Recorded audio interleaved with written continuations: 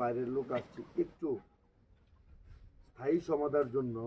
ওই দুই ওয়ারিশের সাথে একটু ফোনে কথা বললা তারা কি বলতে চায় একটু শুই না, তারপরে একটু আগাইলে মনে হয় এটা মনে হয় সবচেয়ে ভালো হয়। হ্যাঁ, যদি ধরেন আমি বলি এরা ধরেন আজকে আসতে পারে নাই, এরা সরি বা একটা দুঃখিত একটা যে একটা ভাব মনোভাব নিয়ে বলবে কবে থাকতে পারবেন, একটা ধার্য তারিখ নিয়ে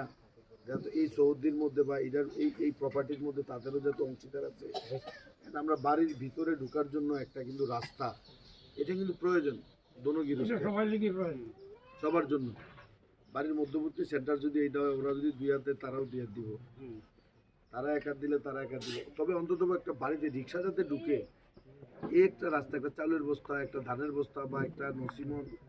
ধান চুরাইতে নিলে বা বিভিন্ন একটা ভ্যান, এইরকম একটা রাস্তার প্রয়োজন সবার জন্য। আমি মনে করি যে মামা ওই দুই ওয়ারির সাথে আমরা আজকে কথা বলে সিদ্ধান্ত নেই, তারা যদি আসে নির্দিষ্ট একটা ডেটে, তারা যদি বলে ওই রকম আপত্তি দিলে, তারা যদি আপত্তি করে যে আমাকে মাপজোক মানি না, তাহলে আমরা স্থানীয়ভাবে ইউপি মেম্বার এবং চেয়ারম্যান এবং স্থানীয় যারা আপনারা গণ্যমান্য আছেন